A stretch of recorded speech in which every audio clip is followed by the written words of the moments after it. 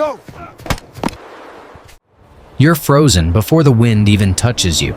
Not by the wind itself, but by what comes before it. The silence, the frost forming on your eyelashes, the crunch of air that bites your lungs like ground glass. Do you think surviving a hunt at minus 71 degrees Celsius is about pulling the trigger? It isn't. It begins long before that, when you wake in a fur-covered hut, your breath turning to smoke inside your own home. The day begins without a sun. Here, dawn isn't light. It's a gray clarity, a glow that seems to rise from the snow itself. You rise, wrapped in layers of tanned reindeer hide, each garment heavy as the memory of generations past. The boots, made of reversed hide, creak against the frozen floor. Your numb fingers take minutes to obey. There is no coffee, no bread, only bone broth and fat, the only things capable of keeping the body's fire alive. The weak flame flickers nervously at the breath of winter. Outside, the tundra is a white ocean that forgives no mistakes. The villages of Yakutia learn to read the wind as if it were a sacred book, where it bends, where it howls, where it falls silent. The oldest hunters say that in the silence of the wind hide the tracks of great beasts. Today, you don't hunt for sport. You hunt so that an entire village may eat. You hunt because the storage huts are empty and the fish reserves have frozen into stone. You hunt following the signs left by the ancestors. Long shadows in the snow, trails of yellow steam still rising, branches broken by antlers so vast they resemble moving trees. The largest reindeer ever seen crossed these plains 3 nights ago, the trackers say. They saw it from afar, when the sky flared with green auroras. Its silhouette was so tall it blocked part of the light. The elders called it Njurgen, the spirit of the north, half beast, half legend. No one in living memory has seen one like it. Some doubt it exists. But hunters know the coldest stories are often the truest. The first step of the hunt isn't the shot, it's the trail. One of the men, weathered by 1,000 winters, kneels in the snow and touches a hoofprint. He measures it with his fingers, as if reading an ancient script. 3 times the size of a normal reindeer, he murmurs. The direction points east, toward forests where frost coats the trunks like marble. That's where the march begins. You don't walk, you advance, mind fixed on survival. With each step, the snow yields with a dry crack.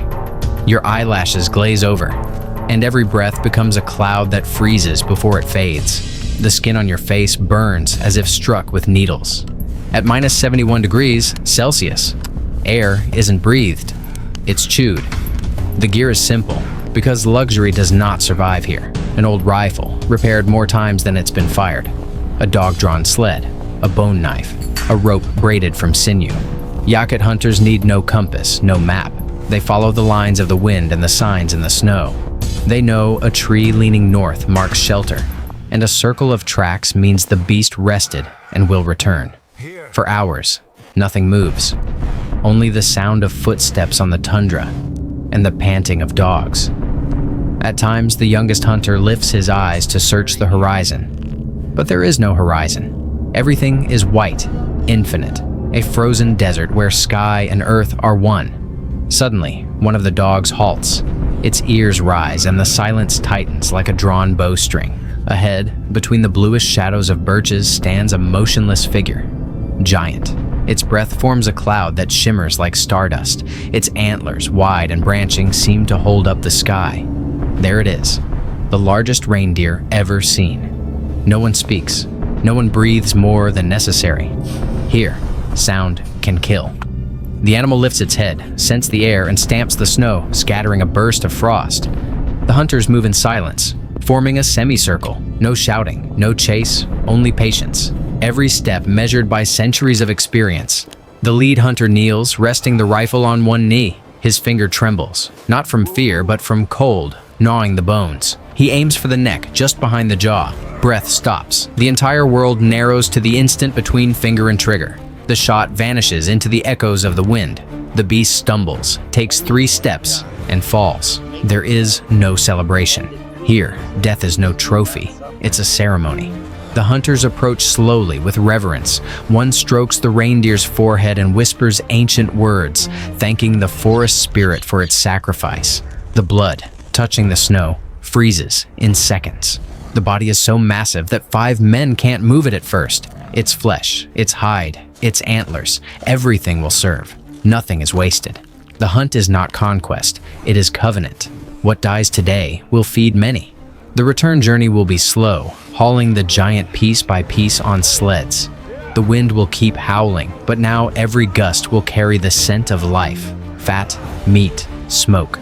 A village waits by the fire with empty pots and rekindled hope. You haven't won a hunt, you've survived one. The return is not a triumph, it is an act of silence. The sleds move like shadows through the blizzard, loaded with fragments of frozen history. The dogs pant, leaving trails of vapor behind them. The wind cuts the skin, but the weight they drag is not only flesh, it is gratitude. The tundra has given something that is not asked for twice. When the village spots the hunters from afar, there are no shouts or applause. Only a low murmur, a whisper running between the frost-covered huts. Everyone comes out. Men, women, children. No one stays inside. In a place where death walks close every winter, shared life is a promise. The reindeer's body lies upon the snow like a sleeping mountain. Its fur glimmers with icy reflections. Before touching it, the elder of the village steps forward with a wooden cup filled with fermented milk. He pours it over the animal's muzzle while speaking ancient words. It is the offering of the living to the spirit of the one who gives itself. Here, no hunt begins without permission. Here, no life is taken without thanks. The butchering process is slow, meticulous, almost ritual. Every muscle, every tendon, every bit of fat has a purpose. The tenderest meat is reserved for children and the elderly. The marrow from the bones melts in large iron cauldrons. The antlers are kept to carve tools and charms. The hide is stretched, dried, and cured by the fire to be turned into clothing. Even the tendons are braided into cords or used for sewing. Nothing returns to the earth without purpose. Smoke rises in slow spirals over the bonfires. The scent of roasted meat mingles with juniper and melting fat. The women prepare stroganina, thin frozen slices eaten as a first offering. The children watch in silence, learning without asking. For here, lessons are not spoken. They are inherited. As the night deepens, the cold grows even more ferocious. But the fire of the feast endures. Beneath the dancing light of the northern auroras, the whole village gathers around the circle of flame. There is no music, only the crackle of wood and low voices telling stories. Stories of giant reindeer, of winters long past, of men who vanished into the snow following tracks that never returned.